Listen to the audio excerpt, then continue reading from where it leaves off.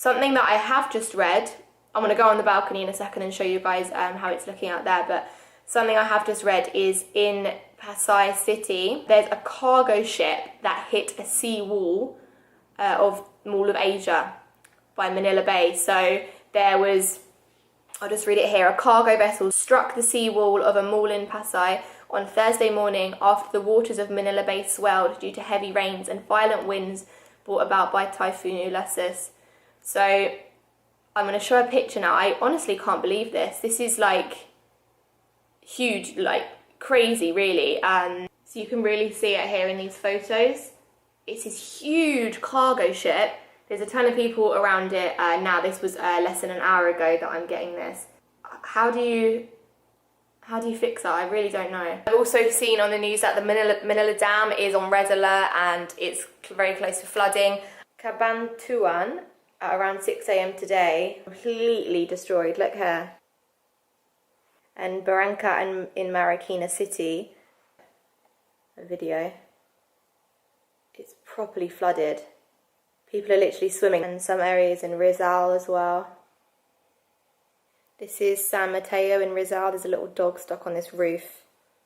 I believe I saw on Twitter that the dog was rescued already. Marikina City seems to be one of the worst hit areas. There's really bad flooding there. Lots of people needing rescue, elderly people, minors. More than 15 families, including 10 kids, are jumping off a roof due to heavy flooding in Marikina City.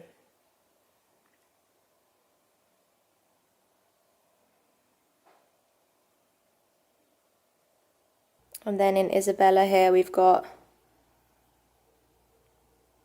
loads of flooding as well. Someone's house, trees down. Awful. So this is also saying that 3.8 million Manila Electric Company customers will have no electricity for an undetermined number of days after strong winds and rains from the typhoon knocked down power lines and toppled electricity posts in the company's service areas. So I know a lot of people now have no electricity, and it seems this might be going on for longer than expected because of the power lines. Wow. Where's that? This is southbound lane on EDSA, 7 AM this morning. Huge flooding. I also put this on my story on Instagram already, and these are the routes in Metro Manila that are flooded. So there's 10 different areas. There's some cities that are inaccessible via regular routes, so Marikina and Valenzuela. And then these here are the routes flooded or impassable.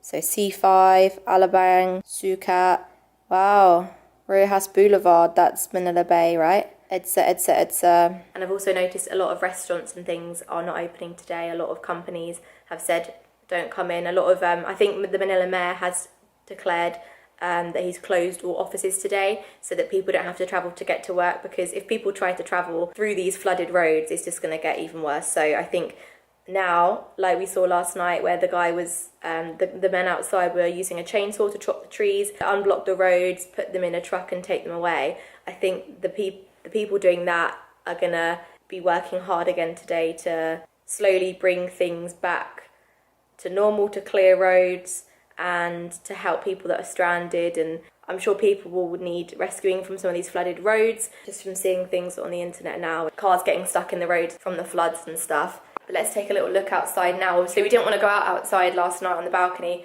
It was dark anyway. We were just trying to film from our window, but it was super windy. I've got a plant just here, and that's like my guide at how windy it is, and it was going absolutely crazy. So I didn't really want to go outside last night. It's not advised to, but we're gonna head out now. Oh, it's very bright out.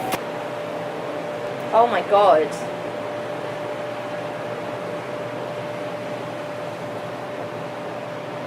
This is way worse than I thought. There's 13 trees down that I can see. And these are big trees, they aren't little shrubs. So we have some down along here. Some here. This was the one that we were filming last night, and God, look how big that trunk is. That would have taken some wind to pull that over. That is crazy. There's a lot of debris and leaves and things in the road. This tree is kind of knocked over slightly, it's not quite down.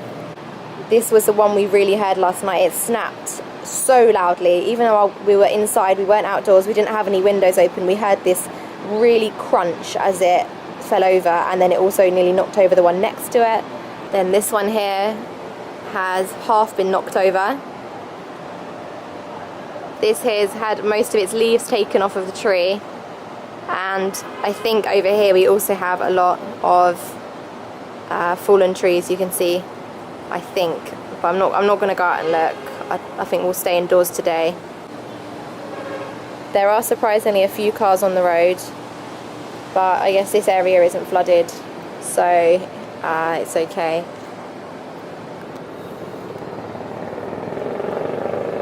And just generally the weather, it's got these strange darker clouds again, which we always seem to get when the typhoon's here. It's like a white sky with darker clouds in front.